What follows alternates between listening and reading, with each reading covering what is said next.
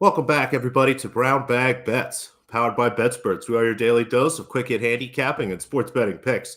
I'm Alex Christensen. Andy Molitor is traveling, maybe in a car, maybe on a plane. I never was able to confirm. He decided to drive. He settled on driving. He was back and All forth, right. but yeah, he's in Well, the he's car. headed to Chicago, Matty. He's headed to your hometown, your city, to hang out. Explain to the people what's happening tonight and where you guys are going to be. So the fine folks over at Bleacher Nation are hosting a Q&A, meet and greet, whatever you want to call it, with Chicago sports fans up at HVAC in Wrigleyville. It's tonight. I believe tickets are still available. If you go to bleachernation.com, you want to come. There's food, drinks, panels, Q&As. There's going to be some pretty good guests there. I'm not sure how many people here are Chicago sport or listening right now are Chicago sports people. You got David Kaplan, Thomas Ian Nicholas. If you ever saw the movie Rookie of the Year, he plays Henry Rowengartner. He's the pitcher. He's also in a band. He's going to be there. He's going to be on a Q&A, I believe, performing as well. Going to be throwing out any pitches? I hope so. That'd be awesome if he just winds back and then, lets one rip. That'd be pretty cool. Bring a baseball for him to sign. I think that would be fun to have. That would be nice. Patrick, I agree with you. Wrigleyville did sell out corporately. I'm not a huge fan of it, but yeah, they are corporate sellouts. That's why I'm a White Sox fan. We're not corporate sellouts down on the South Side. But yeah, there's tickets available still, I believe, on bleachernation.com. So if you're in the area, would like to come on by, chat with Andy, well, you don't want to chat with me, chat with other important people, come on by, do so. Should be a fun night. It should be fun, and we have a great day today. I know I complained a little bit earlier this week about how rough of a sports week this is, but thank God for the Masters. It's so great. I assume you've just had that on all morning. I mean, as I look at it right now, Cam Young did in fact birdie. He takes the lead at -3. Yeah. You've got Garcia, Let's go, Dan. Schauffele, Adam Scott hanging around behind -2. So a very fun I start. think I have some sort of Cameron Young bet. I just don't know what it is. I made so many bets, and I don't remember which ones were parlays, who I have top 20, where I have top 10. I just threw so much at the wall here that I don't really remember what I have, but I know I have some sort of Cam Young, so I want to see him play well. I did have him in our page Run Your Pool too. He was one of my picks, I believe, in the Run Your Pool contest, which is now officially closed. Sorry. That's okay. Thanks everybody for joining. We appreciate it again. Hope it was really easy, and it should be a lot of fun for you guys. We'll see how it goes, and hopefully somebody watches this show, gets a chance to play golf with Paige. I don't want anybody else to win it from any of the other platforms. That'd be great. I would like that. Winner. I would like that. And speaking of things we like, you promised total base bets on Tuesday. You are delivering. So let's get us to baseball, and remind me quickly, how does this work? Because I'm looking here again at 3+ total bases. Total bases it's a home run.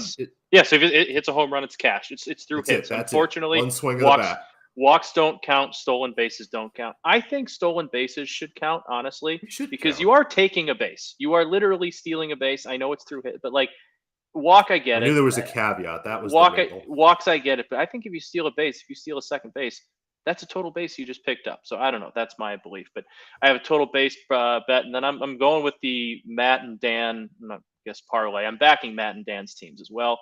I'm going to start with Tim Anderson, 3+ total bases today. On FanDuel, the 2+ wasn't much value. It was -120. The White Sox are going up against soft tossing left-hander Alex Wood and the Giants this afternoon. Last year didn't end up going so well, but nothing ended up going well or much better for the White Sox against lefties. But prior to last year, the White Sox lineup had really just absolutely mashed lefties, and Tim Anderson was really one of those. If you look at his career splits, he's OPSing close to 900 against left-handers throughout his career. Right-handers, he's in the 700s. He's got 30 home runs in his career and a third less at bats against left-handers. So he hits left-handers very well. He hits at the top of the order, so he's going to get as many chances as anybody. And he also got tossed from yesterday's game after he got called. He tried to call time. Umpire didn't give it to him after the Giants pitcher Logan Webb had called time a couple times, and pitch came in for strike 3 when Anderson was out of the box. He got rang up by the umpire. Didn't really like that. He was jawing at Webb a little bit. And then Luis Robert got rung up on the next at bat on a pitch that was very much outside. Anderson got jawing a little bit more and got tossed. And Tim Anderson's a guy that plays with a chip on his shoulder and is always looking for an edge. He will create his own edge. He will create his own chip at times, but he usually plays better with a chip on his shoulder. So he's got that today. Combine that with going up against a soft tossing lefty, wouldn't be surprised to see him try and take first pitch fastball deep here in the opening at bat of the game, or at least opening at bat at the bottom of the first. Gonna go with this. Sure. How do you establish a strike zone if you're not in the batter's box? That's actually a very fair question. I'd never really thought of it that way. How do you call a strike if he's not in the box? Because if he's That's not a in the good box, you don't have a strike zone. that's a good point. I never really even thought of it that way. I guess I don't know. That's a very fair Baseball point. perplexes me. Somebody in That the chat figure that out and let us yeah, know. Sorry to interrupt. You were on the that's roll. okay. I And just then had to. I was making for faces.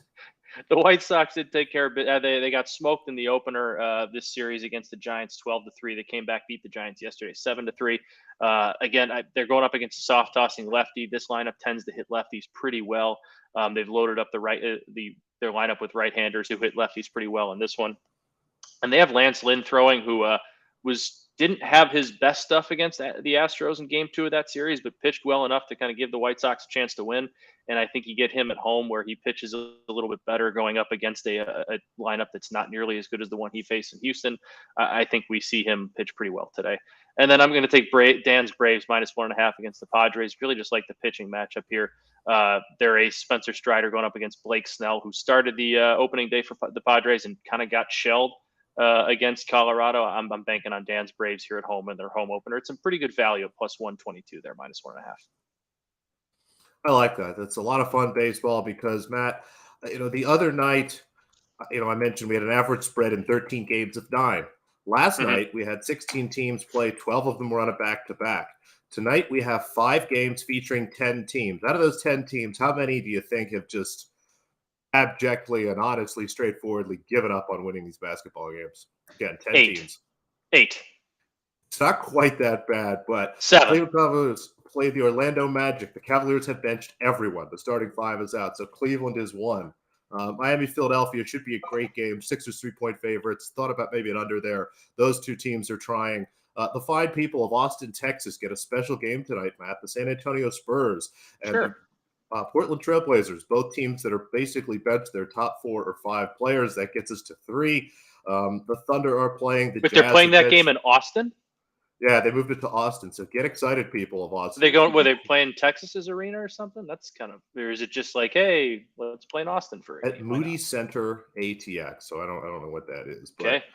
they're playing in Austin. The Thunder have everybody. The Jazz don't. That gets us to 4. The Nuggets look like they might bail on everybody. So that gives us 5 out of 10 teams that are actually trying. Only 1 game with 2. So no plays for me. But Dan and I were having some fun, Matt, this morning. And you may have heard us talking about this a little bit as you jumped on. We're surprised you with a little bit of a game here. We thought it would be fun to play NBA player playing tonight or a male tennis player. So we're going to pop up a name here on the screen, and we want you to guess, do you think this is an NBA player or someone playing tennis in the ATP today? I'm going to go NBA. Incorrect. Quentin Hallis is a tennis player. He will be playing this afternoon. We're off to a great start here. The next name up, Sandro Mamakelisvili. Let's go NBA again. NBA, correct. You got it done there. He will be playing for the San Antonio Spurs tonight, I believe. So get excited, people of Austin.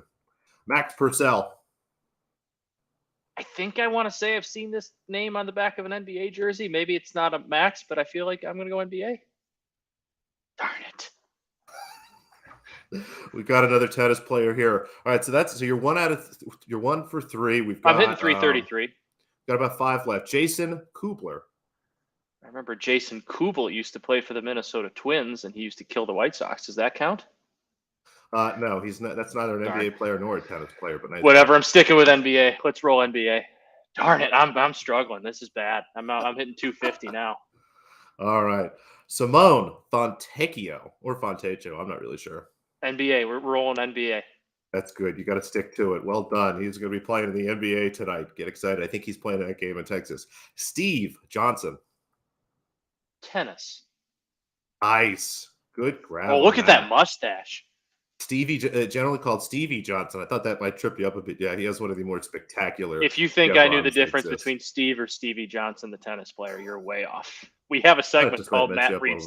We have a segment called Matt Reads Noops Tennis Picks because I don't know anybody's names. Come on now. Dominic Barlow. Let's go NBA. I believe Dominic Barlow will be playing in the NBA tonight. This is the one I know at some point I would get a little confused myself, but there we go. I think that was it. No, one more here. Olivier Sarr. I think this is the last one. Tennis.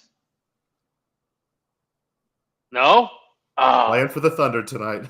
I think I hit like 500 there. That's not bad. I think you got pretty close. The other there was 8 names, and the other had 3 or 4. We'll have to go back and look. I'll take somebody go back and check the tapes. We're doing a show here, so go back and check the tapes for me. We thought, again, that was going to be much more enjoyable and more talk about the NBA and a good way to frame up how tonight's going to go. So instead of watching NBA basketball, maybe spend some time with your family, watch some of that baseball if you're into it, and hockey persists.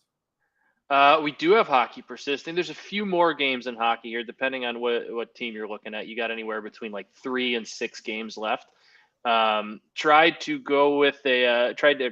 keep this to teams who are still playing because it's a little bit easier to predict, I think, who's going to play and how much people are going to want to play.